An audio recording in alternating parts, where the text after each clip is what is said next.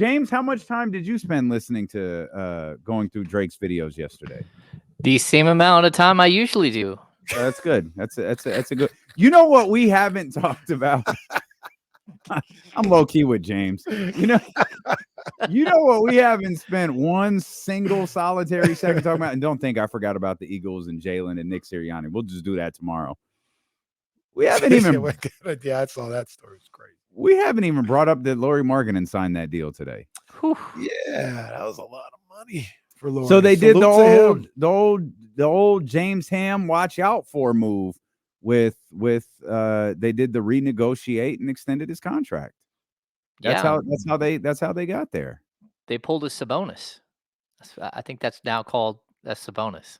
Okay. Well, that's what Draymond Green would say. Pulling a Sabonis does not sound nearly as good as it like was in my head. Pulling a Sabonis is a little sketchy, Ham, but we're gonna let you cook. Wow. Yeah. So basically, what they did is we've talked about this a million times. Lauri Markkanen only made $18 million in the final year of his deal. Somehow the Utah Jazz they had like $35 million in cap space at this point, and so they took 24 million of that. They stacked it onto Lauri Markkanen's current contract for this season to push him up to 42. And once that went up to 42, then they gave him 8% raises for the next 4 years after that. So he went from making 18 million over the next 1 year to I think it's 238 over the next 5 years, which is an average salary over 47 million a year, but a starting salary around 42 that goes up over 50, I believe. Good for him. Yeah, man. It's a lot of money. Good for him. Yeah. Is he that player? Is he that dude? I don't know if he is, but the timing is right. No. You know what I mean? I think he's really, really good. I don't know if he's the best player on your team, like where you're going, but hey man, he was born at the right time. Yeah, I think that's the discussion that Kyle and I had earlier. It's how do you look at this contract? I mean, I get it. They have to pay somebody, and he's their best player. There's no question about that. But what would he look like on a championship team, and what kind of player would you expect him to become?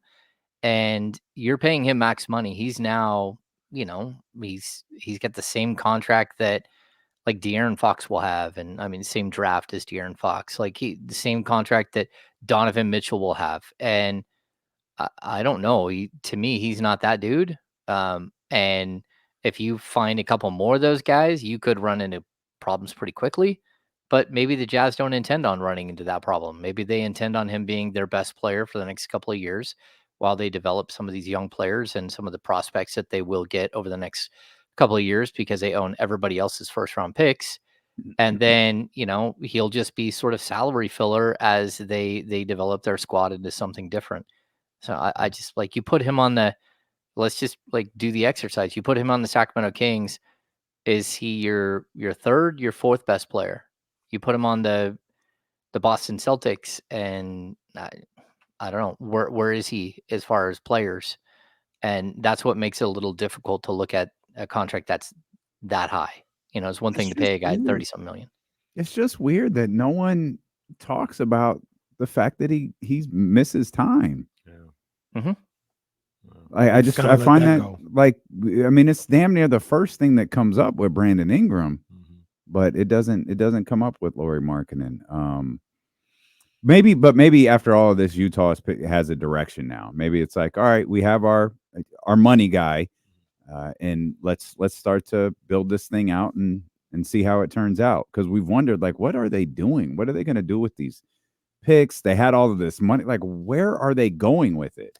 Well, now they are starting, maybe have established it a little bit.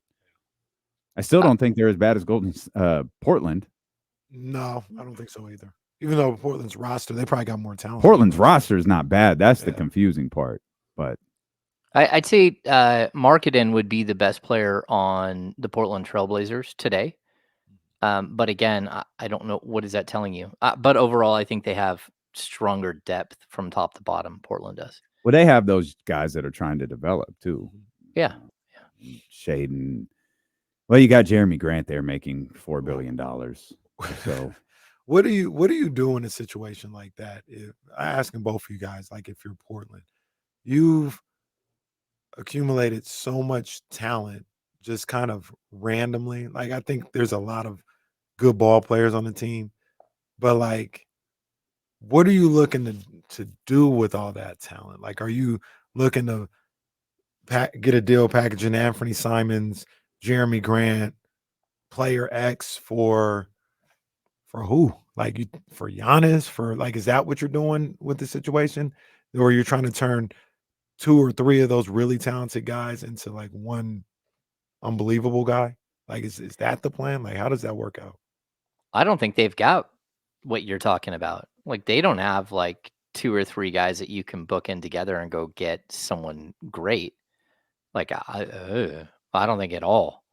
So what are they doing? I'm not sure because the biggest question you understand what Utah is doing. We all understand what Utah is doing. They've got so many first round picks and they're trying to build through the draft. And, they're hoping guys like Keontae George step up and become something bigger. But with Portland, you've got those young guys, and then you have like some much older dudes that don't really make sense. And then you went out and traded 2 first round picks to go get Denny Avdija. And I like Denny, sure, that's fine. But for 2 first round picks when you're a rebuilding team, that doesn't make any sense. I mean, even though he's like what 22, 23, still, like what building a team of a bunch of 23-year-olds or 21-year-olds, 22-year-olds, it doesn't work. I mean, let's just go back to the 2017 Sacramento Kings. It doesn't work. Let's not do that. Well, the problem is that they don't develop. Like, you can't bring everyone along at the same time and hope that they all develop together. Like, it's so incredibly rare that happens. There's always 1 or 2 or 5 that get left behind. And I mean, again, look at the 2017 NBA draft. The Kings had the 5th pick, the 10th pick they traded for 15 and 20. They also had the first or second pick in the second round, which was Frank Mason. And they brought in Bogdan Bogdanovic from overseas, all in one offseason. And one of those players is still with the team. But I think more importantly, like realistically, 2 of those players are still in the league as like full-time, like guaranteed going to be under contract guys. And the other 3 guys kind of got left behind. And that's why you don't load up on all young talent. It rarely works like what's happening in OKC. Hoops Hype came out with their list of top, I think it was 30 shooting guards or something like that. And they had Malik Monk at 14. Kevin Huerter didn't make this list. Now, there's a lot of flaws with the list, mind you, but there's not a lot of flaws in Malik being 14. We could have moved maybe 1 or 2 guys out of the top 13 and put Malik a little higher, but it seems the overall like opinion is like Malik's that guy in Sacramento at that position. Do you think Mike and that coaching staff know exactly what they're going to do game 1 at that starting 2 spot? I think they have a pretty good idea. Yeah, I think like they've had plenty of time to think about it and to develop an idea, but they also have to like do everything with the understanding that we don't know if this roster is fully complete. Like today was a big day because it wiped one chess piece off the board yesterday and today. We basically understood very clearly that Lauri Markkanen's not going anywhere anymore. And now it comes down to like, okay, well then who next? I mean, and for that matter, like Lauri Markkanen just went from an $18 million player that you could acquire for Kevin Huerter and a bunch of picks as far as salary matching to a player the Kings really can't even salary match. Like there's no way for the Kings, unless they start delving deep into their core, there's no way for them to actually go out and match salaries for a guy like that. You're at trading this point. De'Aaron Fox. Like that's how it works. Yeah, you're not trading Fox, you're not trading Sabonis, you're not trading, DeMar DeRozan, you can't trade Malik Monk for 6 months. You're not trading Keegan Murray. Even if you could, if you put a package together of the rest of the guys and included Keegan Murray, it would be Huerter, Murray, Lyles, and probably McDaniels to make the money work.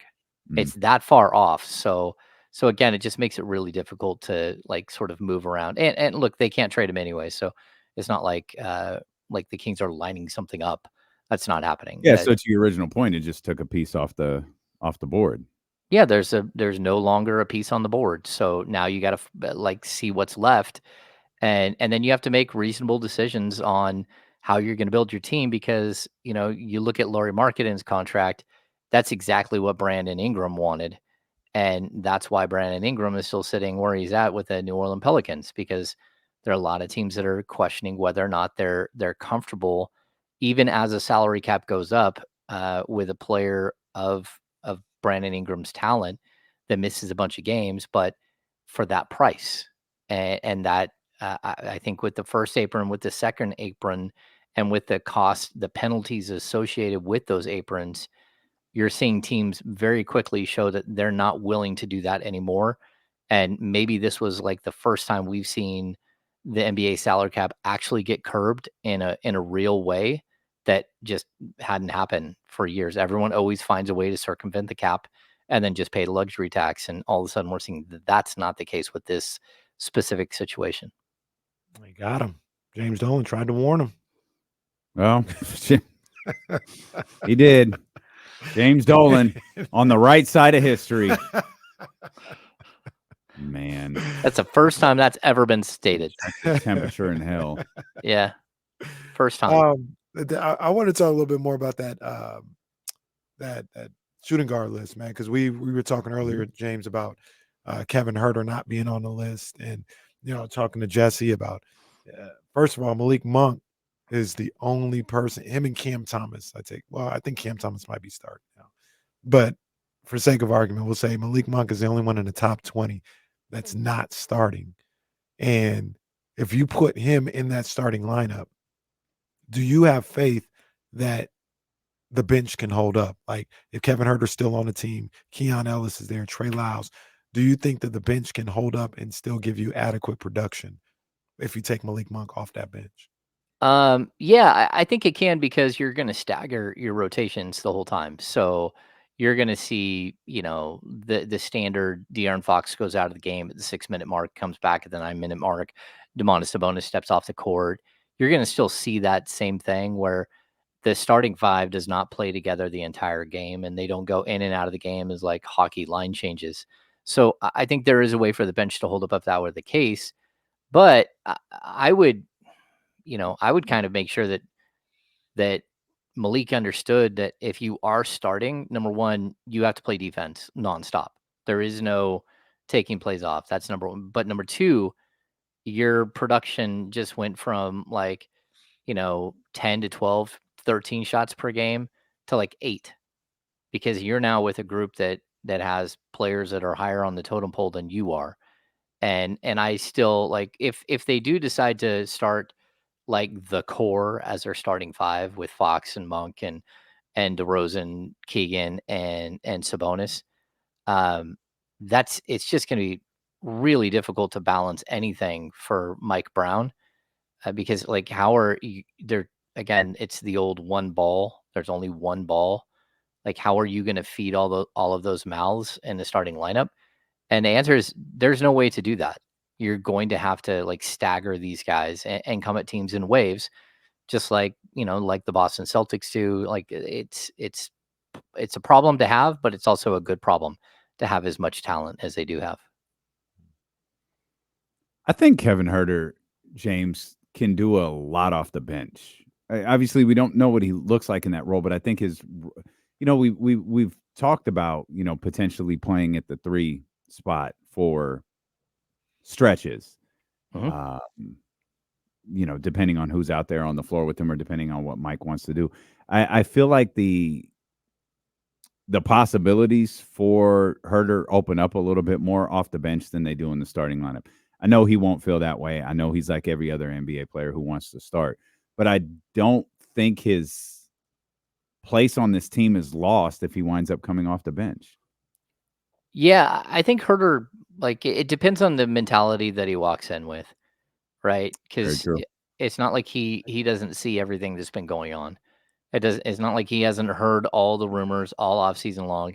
It's not like he doesn't know that even after Harrison was shipped out, that they were still looking to make another big splash, and the only way to make that big splash is to include his contract. So if he comes in with the wrong attitude, then he might not play. But if he comes in with the right attitude and like, I am willing to accept whatever role it is that you need me to do to help this team win, I definitely could see him actually being a really, really strong piece to this team. We talk about it all the time. When you have DeMar DeRozan and Domantas Sabonis, and even throw De'Aaron Fox in that conversation, three guys that historically, not last season, but historically, don't shoot either a high percentage or a lot of 3-point shots. You need as much shooting as possible, and so there should be a role on this team for a guy like Kevin. And hey, I don't think that he's not out of the running for the starting shooting guard spot. I just like, we can all have our preference on what we would do in this Mhm. situation, but at the end of the day, it's Mike's job to balance everything. It's not just balancing who he likes best to put in that starting lineup. Sometimes it is about like managing egos and making sure that everybody has a role that makes sense and not leaving anyone behind and trying to maximize your talent. So if you lose a little bit from a guy like Keon Ellis, but you gain a whole lot more from a guy like Kevin Herter, like the give and take should be pretty substantial. But again, like, my preference, like, to build this roster out would be to start Keon at the 2 and have a really, really nice offensive bench with Monk, with Herter, and with Trey Lyles. And then maybe you throw some defensive pieces around those guys, or maybe you're playing 8 guys most of the season, but that's a pretty strong group. Maybe you throw in a little Jordan McLaughlin in there or whatever, some Alex Len here and there, and Jalen McDaniels. But I think you can score a lot of points with a bench that has that kind of like scoring punch. Another thing that came about while going through this list is DeMar DeRozan wasn't on it, which means they probably classify him as a small forward. Is that what he is now at this point in his career, a small forward? I mean, I think that's what he is on the Kings, but that's today. Again, they go out and they trade for, you know, Cam Johnson or Kyle Kuzma, DeMar DeRozan's your starting shooting guard. So, I mean, I think today, yeah, he's probably the starting small forward. Although there is a possibility that Mike goes, mixes things up and pushes Trey Lyles in the starting lineup, pushes Keegan Murray to the small forward, and then uses DeMar DeRozan and goes with a bigger lineup. That's possible, but I don't know. Like, I think for my money, like, defensively, he's probably a small forward at this point, just because it's tough to stay in front of the elite speed at the guard position in the NBA. So that's where I would put him. If Mike starts Malik or Kevin, does he have to change his tone a little bit when it comes to talking about defense, given No, how well Keon played at that position last year? no, he has to demand that, like, if you're starting and you want to hold on to your minutes, you better play defense. And if you don't, you might start, but you might play 3 minutes in the first half. You might play 8 minutes in the first half. Like, if you don't hold somebody accountable defensively at this point when you have depth, then I'm not sure, what you're doing. Is Like, there a difference, James, in playing defense badly and not playing defense? Yeah, I think, you can have guys who are just bad defensive players. You can have guys who But they're trying. yeah, guys But that they're that are trying, but trying. they don't have the lateral quickness and stuff like that. Mhm. There's all kinds of reasons why people are bad defenders too. I mean, we always think, oh, a lot of it is because somebody doesn't have lateral quickness, or maybe it's because they don't have like a really big wingspan, or maybe it's they don't have the verticality, or maybe they don't have the strength to hold, keep a bigger player from going to the basket. But you also have players who are out there who just have a low basketball IQ on the defensive end of the court, guys who have mental lapses, guys who get lost in rotations, guys who get beat on the back cut time and time and time again. Like there are all types of different of bad defending in the NBA. I would say that's one of the things. Even with, let's just bring up Kevin Huerter for like, Kevin Huerter is not a dumb defender. Kevin Huerter isn't out of position all the time. Kevin Huerter struggles with smaller players and with quicker players. That's to be expected. He's 6'7". He doesn't have the strength to hold the LeBron James back at the small forward position. So he's kind of like a tweener on the defensive end, but I don't think effort and I don't think like intelligence or rotations have ever been a problem with Kevin Huerter. It really does come down to like a physical limitation where, it didn't matter how many times you showed Buddy Hield your defense defending back cuts, he still would turn his head and get beat all the time. And I mean, there were games where he got beat 4 times in a row on the same play. And so those, when it comes down to like structural issues like that, or just like lapses in focus, then that's a problem, right? It gets really frustrating for a coach. When it comes down to like a guy just not having lateral quickness to stay in front of Steph Curry, like what are you supposed to do? Just a thought and just a question. When will we not use Buddy Hield for defensive lap? Never. Never.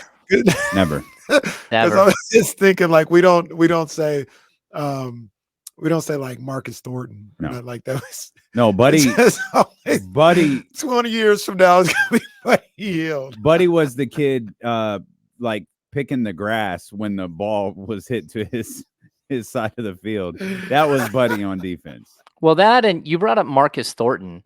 Marcus Thornton was never an issue with effort. I thought, first of all, like if you think back, he played defense with his hands way behind him, almost like a toddler running down a hill. You know how a toddler will put his hands behind him when he's running too fast? I mean, run faster. And I always thought, like, why is he doing that? Like he's got his hands way back. Like you're not getting to anything without, using, getting your hands out in front of you. Like there have been bad defenders. Again, like Terrence Davis. Terrence Davis got beat on the back cut quite a few times, and there were problems with the way that he would get lost in rotations, and that's why Mike would pull him aside like at every timeout and have conversations with him, or it's why Mike would call multiple timeouts to pull Terrence aside to have those conversations with him. So there are guys that definitely just don't they don't capture they don't stay focused on the defensive end. And like, look, I think someone told me one time that worked for the Kings in my first couple of years that Tyreke Evans, he was great on ball, right? And I'll say this about a little bit about Davion Mitchell as well.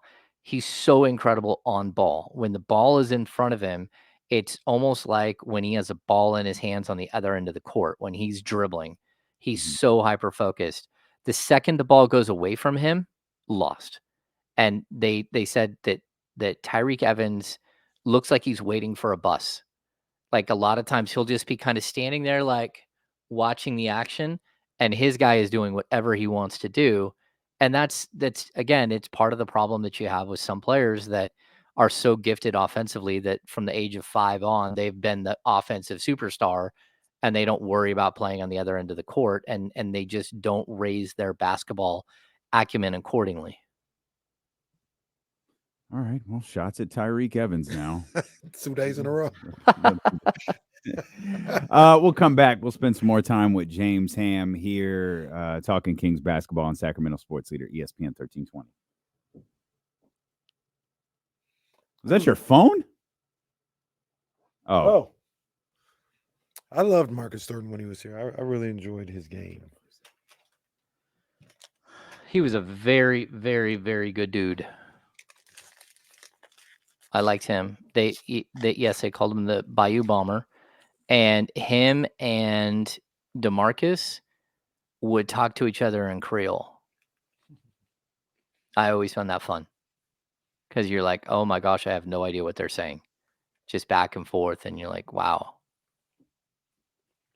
He was a good dude. And the other thing about Marcus Orton, I think I've said this a million times, but he stressed out like no other player I've ever seen around trade deadline. Like he had a super fear. Like people have fear of clowns. He had a fear of the trade deadline and of getting traded. And you could just see it. Like his numbers would plummet leading into the trade deadline. As soon as the trade deadline was over, boom, off to the races. When would that start? Oh, it started a couple of weeks before. Like if his name was mentioned somewhere, like it was on. Yeah. Anyway, like a very good dude though. Some guys just don't handle it. I was in full support of signing him to whatever deal was on the table at the time. I thought he was, going to be a good 2-guard. And I don't think he was bad. He got hurt and some other things happened, but he wasn't the same after the contract. He's a guy who you don't find that much anymore because like the NBA has gone more and more and more towards strength training. But a decade ago, there were guys in the league that are just hoopers that don't go to the weight room and aren't focused on that end. And even if they are focused on that end, it's like looking for the gun show and skipping leg days. So you mentioned the injury. He caught a knee in the quad and missed like 22 games with a deep thigh bruise. De'Aaron Fox got a deep thigh bruise. Was it this season or the season before? And he missed one game. But that's like, it just depends on the player.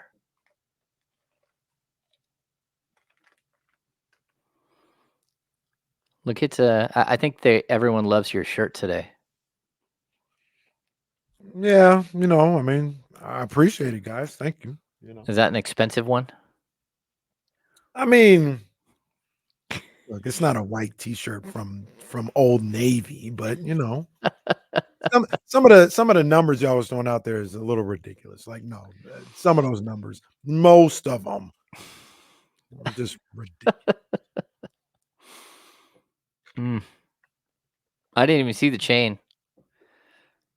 I've had the chain for 2 years. What are these guys talking about? Oh. They just be starting stuff, man. I swear they just be starting stuff. See, that's what I'm talking about. See, around this wasn't $500. What are we talking about?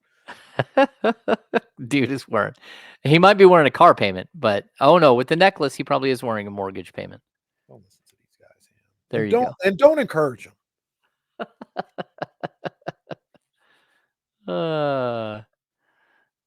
That's funny.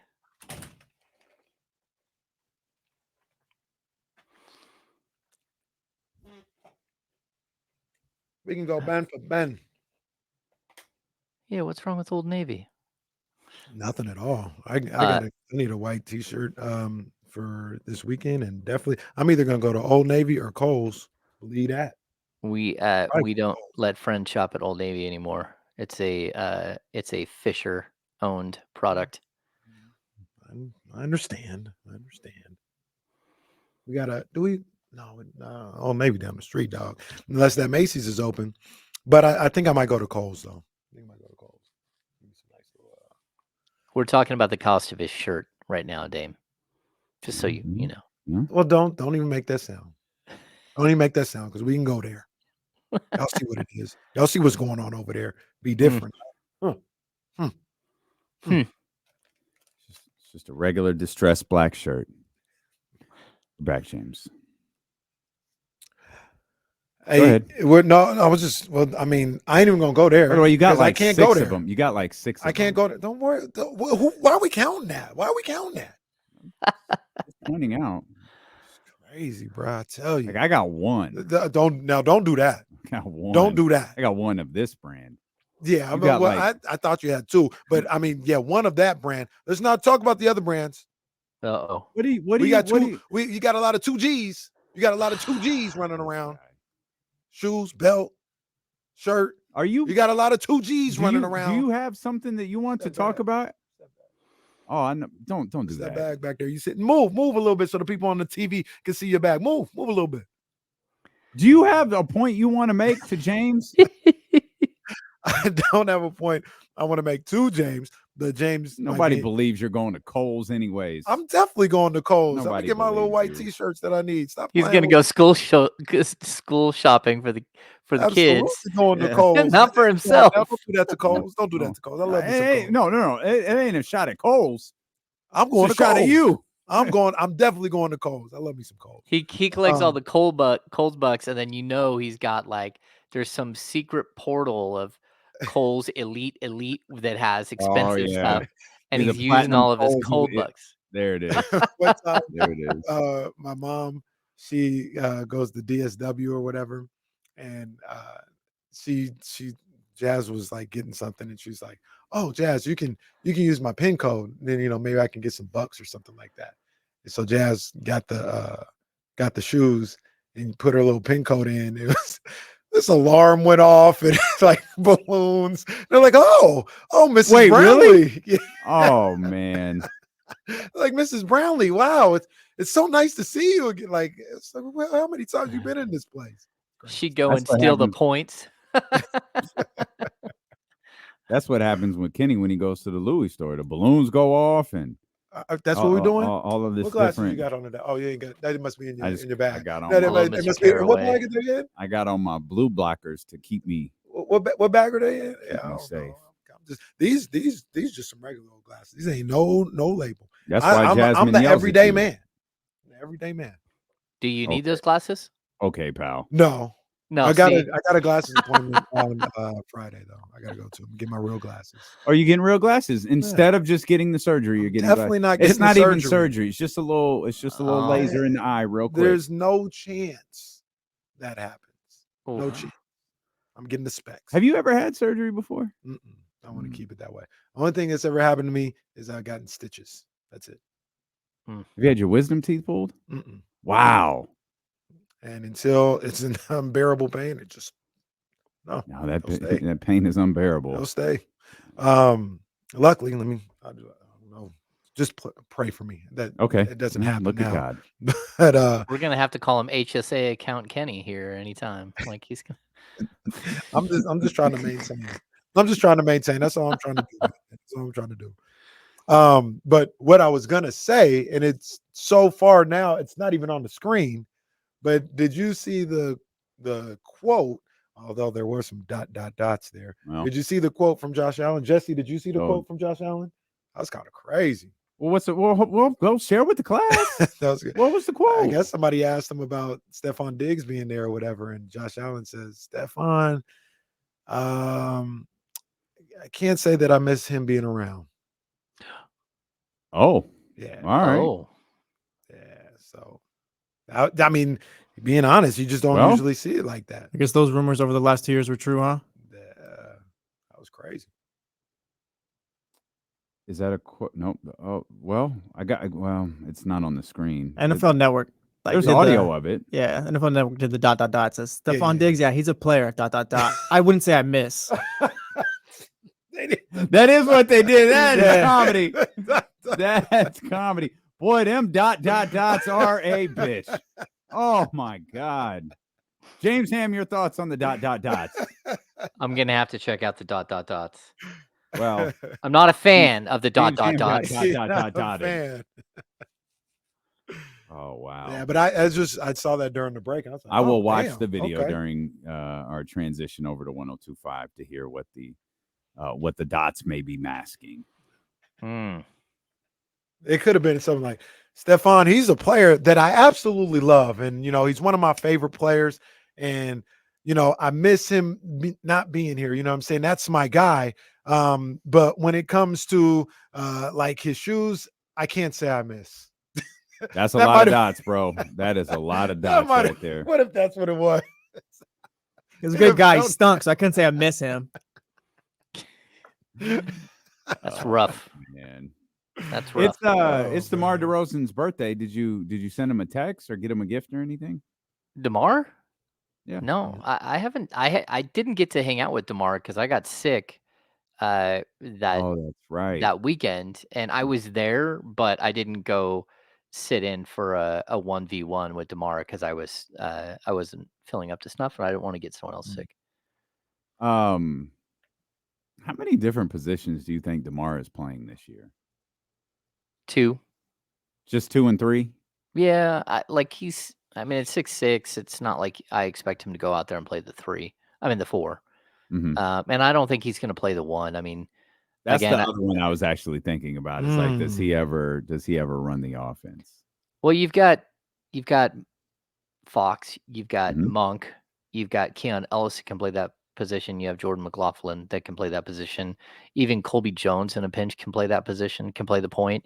And then if you ever get Devin Carter back, he too can play that position. So I just don't know that there's going to be a need. That doesn't mean you're not going to run like point DeMar, like run the ball through him the whole time like you do with Domantas Sabonis. But I'm kind of intrigued to see how he enjoys just like getting the ball out of the basket and going, not playing in the half court the whole time, because I think it can play to some of his strengths, but it just depends. Like it's not going to be an easy transition for him to all of a sudden just be a nonstop transition player. Right. Yeah, I'm anxious to see just that aspect of it as well, James, but just, how he does in this office in general. I mean, it feels like, between his skill level and what he brings to the table and somebody like Coach Jay Triano, it's crazy to say this at what he turned 36 today, 35. 35. It's crazy to say this at 35, but it might open his game up even more. Being with a guy like Triano, I'm a big believer in Jay Triano and what he does on the offensive end, man, and just his creativity and everything. So he's familiar with DeMar's game from their time in Toronto, and I think he might be able to do wonders being linked up with Jay Triano again. Well, Jay Triano drafted him, right? That's what it was. Yeah, he was his first head coach in Toronto. So yeah, he's definitely very, very familiar with his game. Yeah, I think that's going to help. But also I think playing in a pace and space offense like that is really going to help, because even, if you get so used to the Kings lining up for 3-point shots the whole night, and then one guy doesn't do that, he takes 2 steps in and hits from 18. It's just like a different mixture of players, and having different players like that, or versatile players like this, I think is great. And someone, Afro in the chat says DeRozan listed at 220. I'm just saying that's. I don't know why. Keegan's listed. It is. It's Afro. It is Afro in the chat. I don't know what you're talking. Like DeRozan listed at 220. Keegan listed at 215. Yeah, I would say maybe DeRozan is 220, but Keegan is not 215 anymore at all. He's much bigger than that. He's probably 230 plus. 230. Yeah. Wow. All right. Yeah, he's a grown boy. Yeah.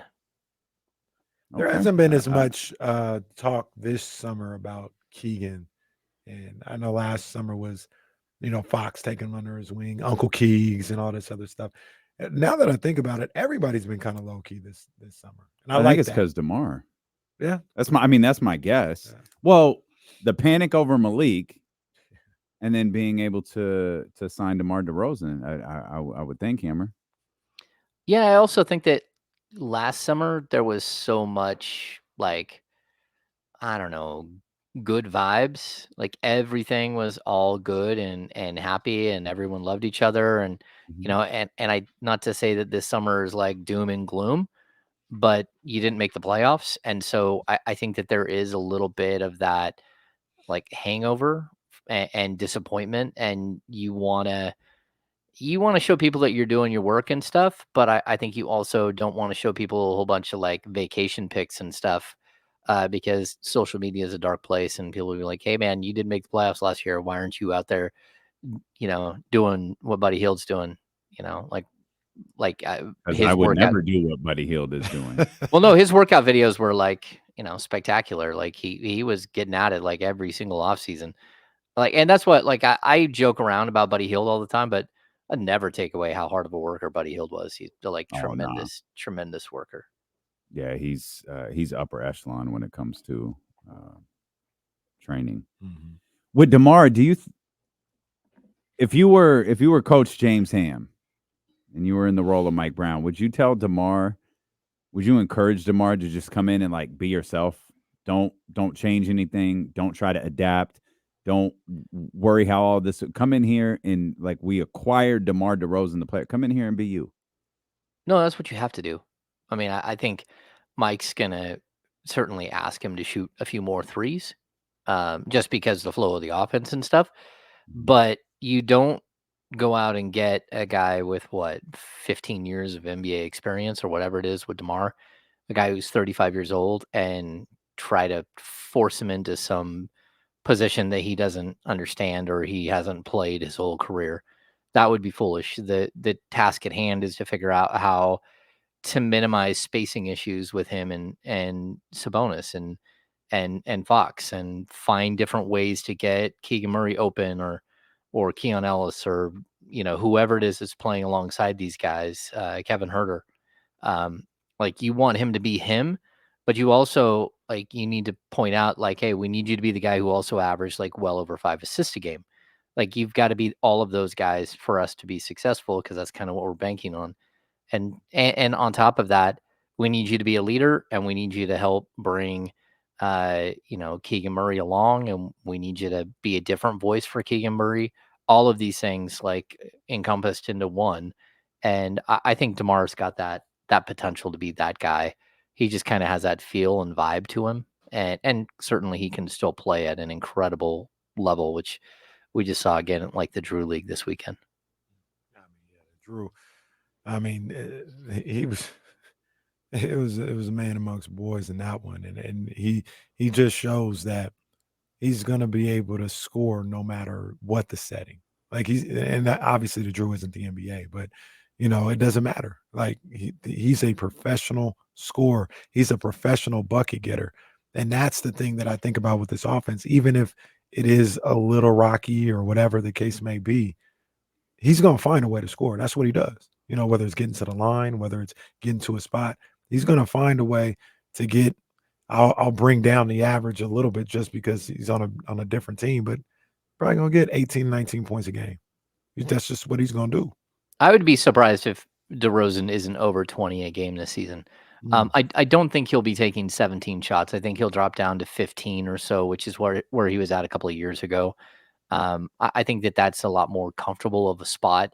But when you have injuries and you have, defensive-minded players or limited players like he played with in Chicago, they needed him to be that guy. And if they didn't need him to be that guy, they probably wouldn't have played him 37 minutes a game.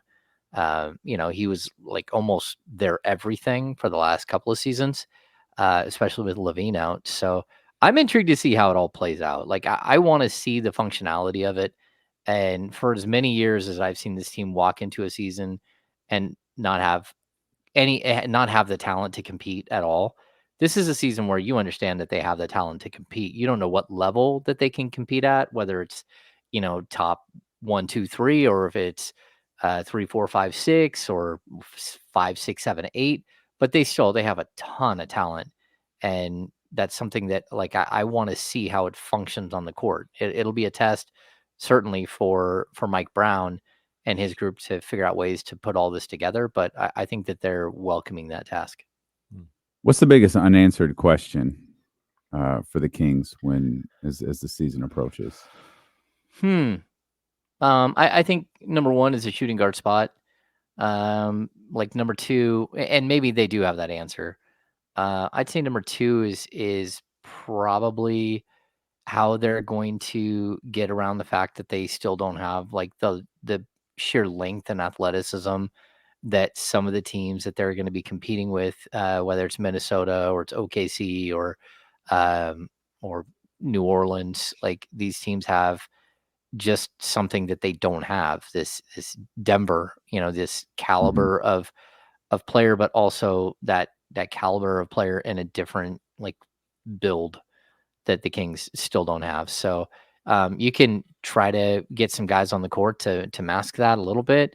And we don't know what Jalen McDaniels will look like on this team. We don't know what Orlando Robinson, like what he might look like on this team.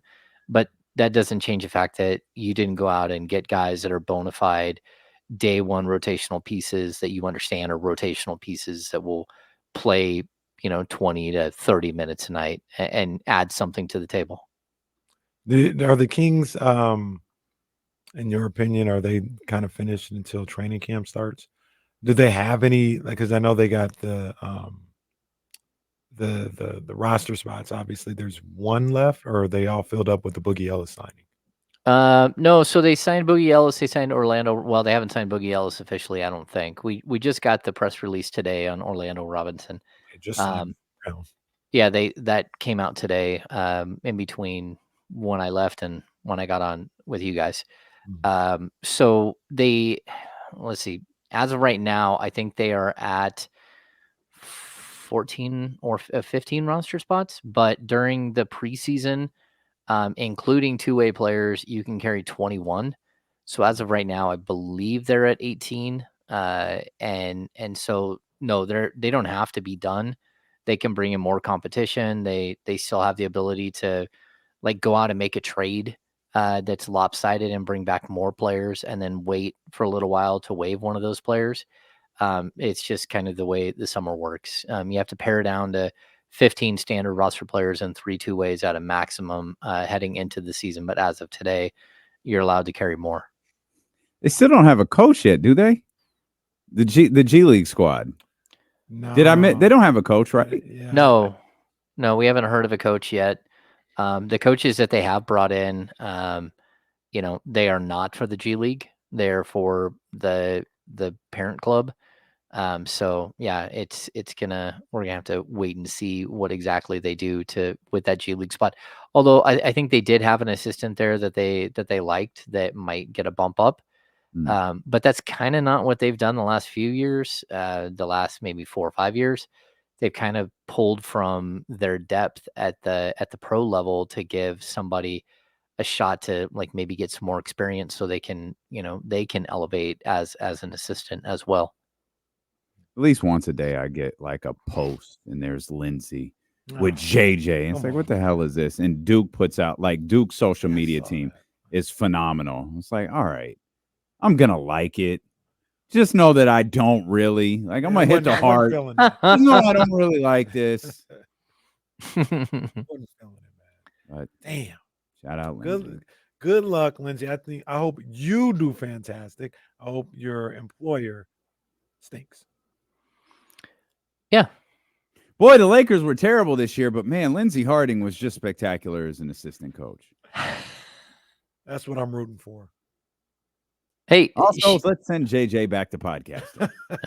She was great for the G League. She really was. And she's been a really strong influence in Sacramento the last couple of years. But there comes a point with these guys where you do have to sort of like go out on your own. I mean, Bobby Jackson had to leave and come back. Well, he had to leave in order to get promoted.